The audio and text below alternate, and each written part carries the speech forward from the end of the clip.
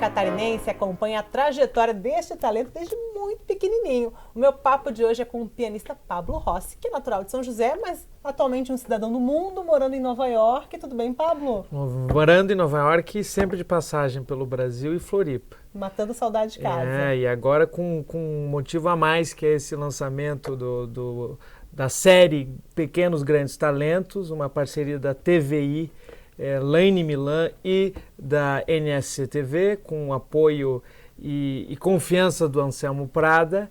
E estou muito orgulhoso de poder participar desse projeto. Conta a história de várias crianças que se destacaram. Por coincidência, são todos catarinenses, grandes talentos. Eu fico muito orgulhoso e feliz de ser incluído nessa. Vamos começar então contando um pouquinho sobre esse episódio, né, em que você participa, que vai ao ar neste sábado. Como é que foi você assistir, né, a esse episódio? Você se enxergou ali, né? Você viu a sua trajetória sendo contada? Totalmente. Primeiro que eu falei para a Laine, que é a diretora dessa série e criadora, que eu fiquei nervosíssimo. Foi no cinema do SIC, e daí a gente estava na primeira fila, eu estava com meus pais, o senhor Domingo e a senhora Elisete, que são grandes testemunhas de toda essa caminhada. Mas eu fiquei muito nervoso, muito mais do que tocar. Muito mais do que tocar no Carnegie Hall, por exemplo, entende? Estava muito nervoso, porque, claro, você recupera, é quase uma psicoanálise, né, da sua vida, e foi muito bem contado. Olha, ela não vai acreditar, mas faço questão de dizer, o trabalho que a Laine Milan está fazendo nessa série é excepcional, de criatividade, de uma sensibilidade enorme, documental, drama, tem tudo junto e de maneira... Eu imagino que teus pais devem ter, inclusive, ficado emocionados em reviver esses Olha, momentos. eles eu não sei. Eu estava do lado, eu nem me mexia, porque eu estava muito emocionado e pagando mico, então eu nem arrisquei. Mas foi muito, eu tenho só a agradecer. Bom, além do especial, você também veio para Florianópolis para uma apresentação especial, um concerto, né? Que foi no dia 16, na terça-feira. Fala um pouquinho mais sobre essa apresentação. Para a Floripa eu sempre venho e faço questão de vir.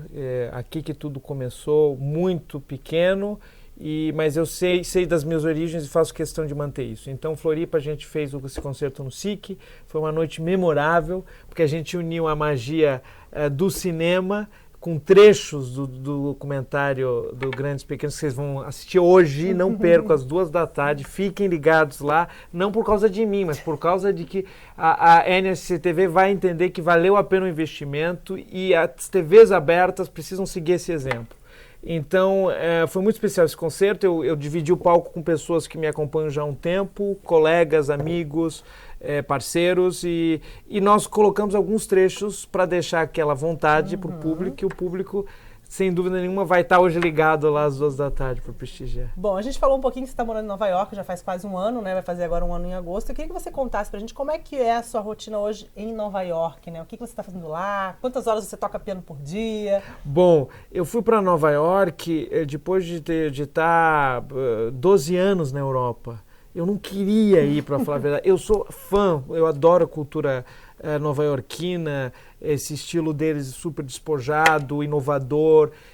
Mas eu estava muito bem lá na Europa, eu gosto dessa coisa também mais provinciana da Europa. Mas quando veio essa oferta da Mann School of Music, que fica em Manhattan, que tem uma tradição enorme também, como outras instituições de Nova York, e do professor Jerome Rose, ele falou, eu conheci, ele disse, não, você precisa vir para cá, venha, você precisa estar em Nova York, e foi assim quase que uma batalha, porque eu tinha perdido a inscrição para fazer o Master, eu queria fazer doutorado, só que eu sou formado em Moscou, com bacharelado e mestrado, só que eles não aceitam, o sistema americano é diferente do russo, não me surpreende. E eles não aceitavam o diploma de Master. Então ele falou, venha fazer, não interessa, venha fazer de volta um Master, o segundo Master. Eu disse, nossa, eu já velho, com quase 30 anos, vou voltar a estudar, fazer mais. Eu disse, não tenho paciência. E eu tenho uma agenda um bocado compromissada de concertos. Então, assim, também é difícil de você se comprometer com uma parte acadêmica, né? Mas valeu a pena. E eu estava hoje rememorando por uma entrevista que eu tinha que mandar um texto, que a vida é muito curiosa, é como um arco que está dando volta e voltando à sua origem, porque quando eu saí do Brasil com 17 anos, eu fui decidir para onde eu ia fazer continuar minha formação musical, que aqui no Brasil tinha sido com a Olga Kyun, em Curitiba. E uma das primeiras opções que veio, que foi quase que eu agarrei com todo esforço, foi Nova York. Foi uma bolsa que tinha me oferecido na Juilliard School. E daí eu disse não, era o mais fácil, era o mais seguro, não, a gente vamos para Moscou. E eu não me arrependo. E hoje eu voltei para Nova York, entende? Mas são períodos diferentes da vida, são objetivos diferentes e eu estou curtindo muito. É uma cidade interessantíssima, você conhece pessoas interessantíssimas e eles valorizam muito a cultura, você se sente valorizado. Existe a meritocracia, que é uma coisa que eu acho que é muito valiosa para um artista.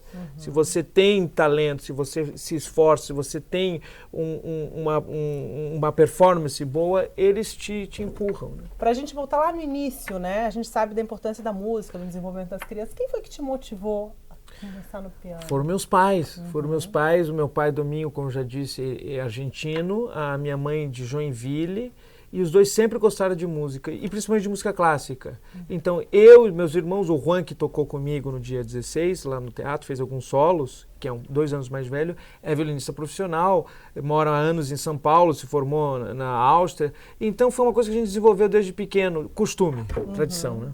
Bom, o piano ainda é um instrumento pouco acessível para a grande maioria da população brasileira, né? Como é que é isso nos outros países, assim, você que conhece muito mais, assim, né? E como fazer do piano um instrumento de inclusão social para a nossa realidade? Eu acho que está mudando muito, né, Camila? Mas você continua certo. Se a gente pensar, você não vai acreditar no que eu vou dizer para você, acho que muita gente não vai acreditar no que eu não estou falando, mas isso foi dito por mim por um especialista aqui do Brasil, histórico, musicólogo, disse que no começo do século XX, nos idos dos 1900, 1910, o Brasil era o piano que tinha mais pianos no mundo.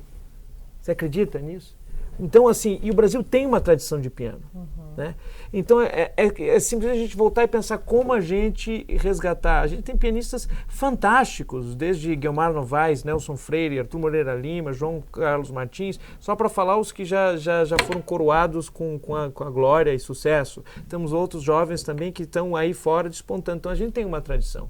Então, assim, eu vejo que o curioso, por exemplo, em Moscou, você perguntando, Moscou era da origem deles soviética, da época soviética, que a educação era muito forte, era uma das únicas coisas positivas daquele tempo, era que toda casa tinha um piano. Então, às vezes, você entrava em apartamentos cubículos, como é que a gente chama, kitnet, que tinha um piano de cauda. Você falou, como assim? O que é isso? Né? Então, é uma questão de cultura.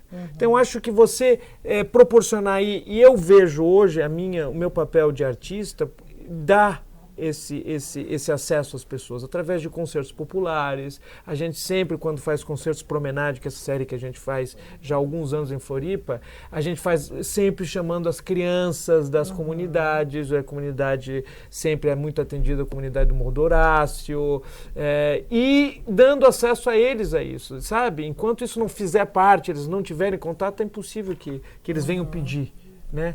Hoje em dia, com todo esse bombardeamento que tem da mídia, você tem que brigar por isso.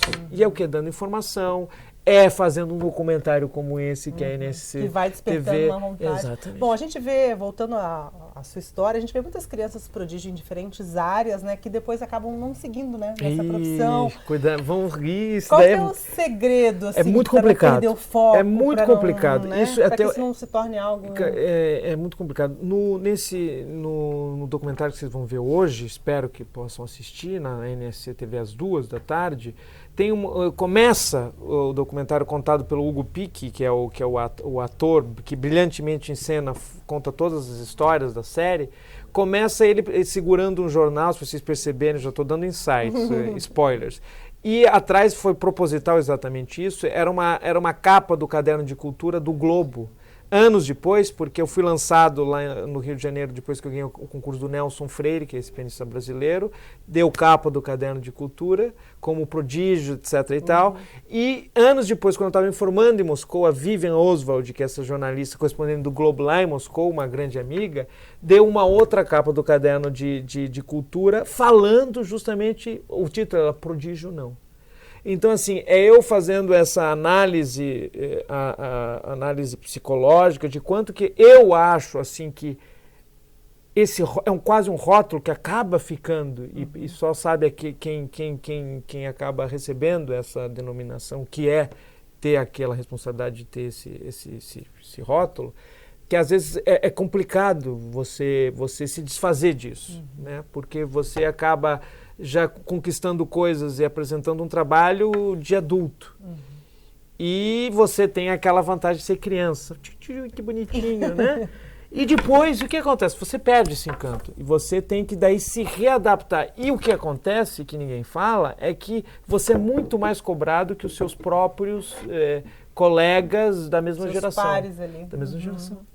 Entende? Então, você tem que fazer muito mais, entende? Tem que continuar sendo um prodígio. Então não é fácil, mas eu acho que isso é umas coisas positivas que foi para mim de ter ido para Moscou.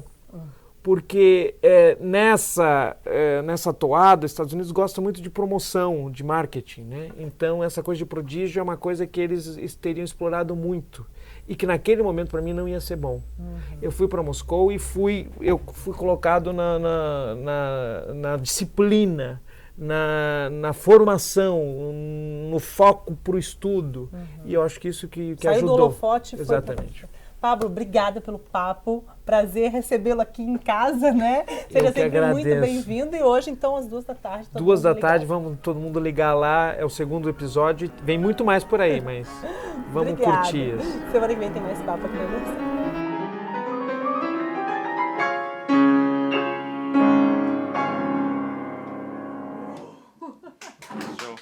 Fechou? Fechou.